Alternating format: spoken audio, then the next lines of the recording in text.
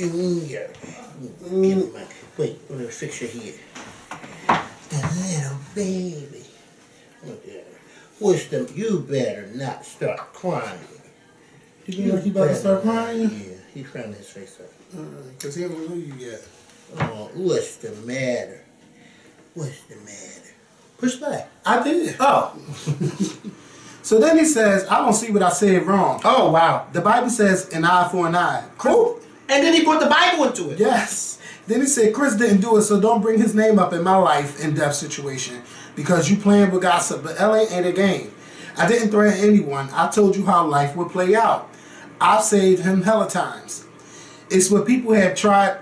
It's what people have, I guess, tried to do in the past. To the bitch, his English is just horrible. Yeah. Who shot, even tried to kill him for $500, and I fought for him. So if someone does kill me for what I said, again, it's going to harm a lot of people for a long time. Don't try to make Chris Brown look gangster. Clown me and leave Chris Brown be.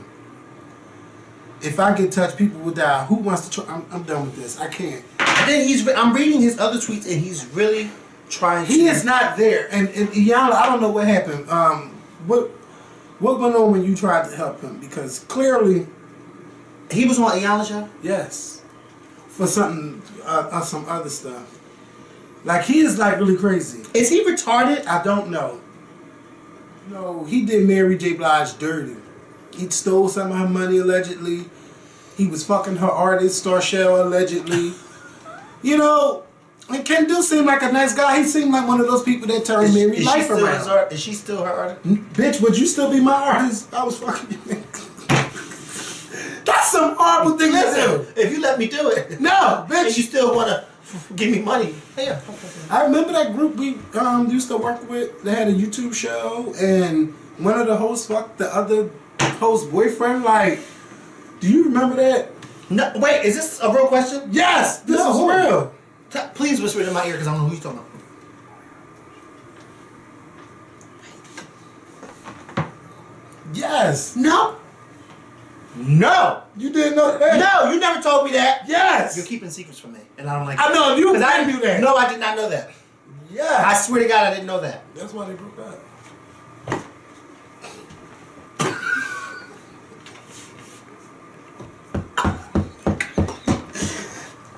You are keeping secrets from me. I would have told you that the day it happened, bitch, and you know I wouldn't. Because now people are on social media saying, well, y'all been supporting these images at baby showers, and y'all have little baby onesies that says, oh, my little monkey, and this, that, and the third. So what I'm saying is the conversation has now opened up a whole nother door, and what people are saying is, well, how can people be upset at H&M but then still have babies walking around in onesies with little monkey faces and posters like this? And what I'm saying is, I don't think you can really associate the two. Some people probably will try to, but I feel like this is a little bit different than that. If you had a white person in that Coolest Monkey in the Jungle shirt, I don't think it would have been a thing. No. But you know, this is why I say it's racial insensitive, because you had a black boy. Mm-hmm. You already been they done called their president monkeys. Mm-hmm. And shit like that. We're not going to forget that. And why would you have black people saying Coolest Monkey in the Jungle, and he's dark skinned, he's a young boy, and they already teach you you're an animal, they call you all kinds of shit.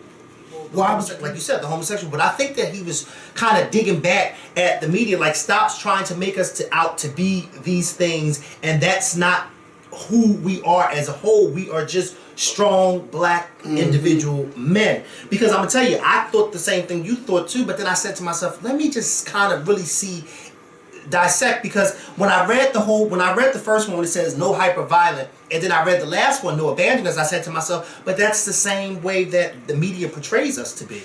They portray us to be men that abandon our kids, and they portray us to be hyper violent people, just like they portray our black women to be the angry black woman. So I'm thinking, maybe, in my sense, maybe he's punching back at the way society views black men, but I don't know. I can't put words in. But when you break it down, like, no hyper violent, that's bad. Mm-hmm. No homosexual. Mm-hmm. He's typing that to me as bad, because if you're an abandoner, that's a bad thing. Right. So I'm thinking he's looking at homosexual as a bad thing.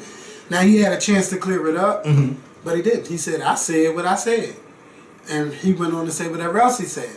We'll talk about Oprah 20. Yeah. And the only reason why I feel like she's not going to run, because I think that Oprah already has a platform that fits her. Excuse me. Her platform that fits her. She's able to do so much in the space that she's in now that I feel like her becoming president, you know, it's going to stop her from doing a lot of things. And her businesses like they're doing Trump. Yeah, like they're doing Trump. Stop, because now he's president, so there's certain things that he can't do, and I think it's going to hinder her.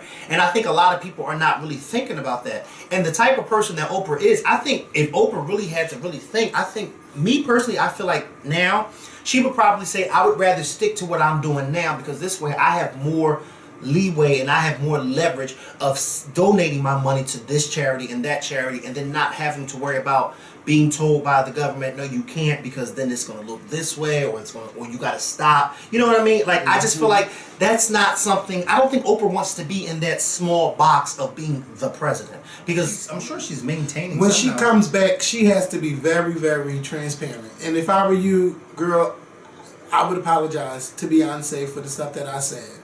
I mean, you were right. You were riding high at the time, but I think your ego got the best of you. And then that time you was in the studio with Sierra, and Sierra didn't want to hear what you really had to say. It was just like... But to be honest with you, I don't even think she should apologize to Beyonce, because that has come and gone. But I think she want to get it out. Yeah, but truth be told, that has come and gone. And this is not... what I'm about to say is not meant to be shade, and it's not meant to be funny.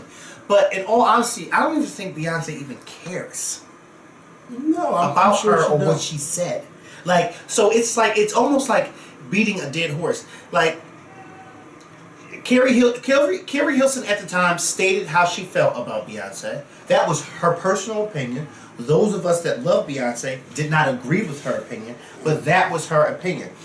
She felt as though Beyonce needed to sit down and have some babies, which a lot of people thought that at that time. And then when Beyonce did take breaks, then people were like, oh no, we need her back because these award shows are not the same, just everything's not the same, you know. So it was like, but that was Carrie Hilson's personal opinion about Beyonce. I don't think she needs to apologize to Beyonce, because that was her opinion about Beyonce. I'm almost certain Beyonce has opinions about her and other people, but then should Beyonce apologize? Beyonce ain't make them public though. No, but Carrie Hilson did. She put her foot in her mouth, and because she made them public, and because she put her foot in her mouth, these are the repercussions. And so therefore, you don't even need to apologize to me, because your career as it is right now shows why you should not have opened your mouth. I remember the two guys that were shooting people in the Washington DC sniper. Mm-hmm. Remember that? Like, yeah. We all thought it was white people. Yes, bitch. You like, to find out it was they blacks. Because you couldn't tell us that they wasn't white. Yeah. Because I thought they was white too. Yeah. We all thought they. Because that's what they did. Yeah. They go around shooting people. Black people shoot people too. No, but they go around on that. You know what I'm talking about? That sniper type of, like, just when they get mad, they want to get up and start shooting people. Yeah, that was some other stuff. We don't do stuff like that. I couldn't believe it. No, I couldn't believe it either. And they went on the road run for like a year. Somebody found them sleeping in the car. Just shoot. Yeah. And then they were hiding in the trunk. They had cut the seats out in the back, or took the seats out in the back seat, and drilled a hole in the trunk so that this way they could be in the car and in the trunk shooting people. To the Black Panthers movie that's coming out next month, they broke records for pre-sales to the show. Now, y'all know me. I've never been a Marvel... surprisingly. Superman versus Batman, all them different companies. That shit ain't never been my thing. Surprisingly. I've always been wrestling and, you know, a couple of sports, but never into that stuff. What you mean surprisingly? No, because I know how you like wrestling. Usually guys like you like cartoon characters too. Yeah, but that's not, like, I used to hate when Batman come on and the Gargoyles come on, because they were dark cartoons. I like bright stuff. That's just like a pedophile. I like. You're trying it. I mean, no, bitch, ain't no heck of me, bitch. You know. Well, no, I don't know. But no, girl, don't do it. They already took one YouTube down yesterday with that pedophile stuff. Ooh, they're trying to. Who? Shane Dawson. Like, I don't care if he's joking or not. You don't talk about no 6-year-old child is sexy and. Oh yeah, no, you need to. Yeah, that's not. Come on, because now that's gonna get me mad. Yeah, but Gargoyles and Batman, those were my shows, especially Gargoyle. I ain't like it. I never like Tiny Toon Adventures was my shit. All the bright cartoons, animated. That's because his house is full of Looney Tunes. No, you're trying it. All of that. Well, I mean, hey, well, you know. Okay. But bitch, shut up. So yeah, that was my kind of thing. But when I seen the Black Panther trailer a couple months ago, I said that is a movie I want to see. Cause all that black excellence. This movie is going to do numbers just like The Lion King next year. Is going to do numbers. And Kendrick Lamar is going to be doing the soundtrack for the Black Panther film.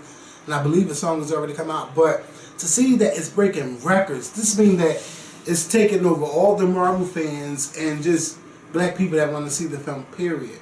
Because look at us and I can't remember who's directing it. One of the guys that did Michael B. Jordan, they did Creed. Ryan Coogler. He's directed, so you got a black director and you got all of these black actors and actresses in the film. Oscar winners and all Oscar nominees. I gotta go see this movie. Now I might have to wait a week because there's gonna be so many people in the theaters. But me, I can't. No, I have to see that movie early. I don't know how I'm gonna get tickets. But I would love to see it and then discuss it because I don't know nothing about none of the characters. But I know I want to see that film. Well, and it's called The Untold Story of Emmett Till, documentary 2005. And the thumbnail is his mother being interviewed. I'm going to show it to y'all just in case y'all forget what I say. But if you search it on YouTube, you'll be able to see the thumbnail. That very first one right there, that's his mother. That documentary I watched, it's The Untold, I know I took it too fast, The Untold Story of Emmett Till, 2005. It's a really good documentary. And she was interviewed right before she passed. You got that whole thing. I want you to see it. You see it, okay? And I watched it twice. Speaking of Kelly Clarkson, she said she believed in spankings. She told Billboard, yes, I do. I think she's from the South. Yeah, she said, I live Isn't she from the South? Yeah. Yeah. Like, now might not be the time, but don't play with me. Yeah. You know? She's from the South, and they do the same thing we do up north. They will ass. That's right. I feel like those people on the West Coast, they don't whoop ass. Oh, no, you shouldn't. Somebody got to come out. Shut up, mind your business. Yes, that's her child. If her child is acting up, spank her. Yeah. Or him. Yeah, she said, I'll give her a spanking, yeah. She said, Okay? Spare the rod and spoil the child. Yeah. Spank him. Or her. My mother did it to me. Her mother did it to her. Her mother did it to her. Spank them. And you still love your parents when you get older because you say you might hate them when you're a kid or dislike them because they spank. But as you get older, you understand why they did it. Because I feel like a lot of people out here, especially a lot of these kids out here that just talk to their parents any old type of way, especially out in public, and the moms and dads like, no, grip him up by the collar. Because if you don't, you're going to be on Marvin in 10 years. I tell somebody that all the time in here. It's like, yeah, you're going to be on Marvin, girl. Grip him up. And when you gripping them up, twist your lips like this. The fuck over here. I will knock your ass in this fucking store. Now sit your ass down. Sit down. And then when you tell them to sit down, that last sit down, you yank them. Sit down. Play with me. And that alone will scare them. That'll scare them right there. Then you didn't even gotta whoop them because that'll scare them. But oh man, don't do that now. That's how they do in church. Get over here. All you gotta do is get over here. What are you doing? Sit down. And then when you tell them to sit down, you watch them as they walk and go sit down. Sit down.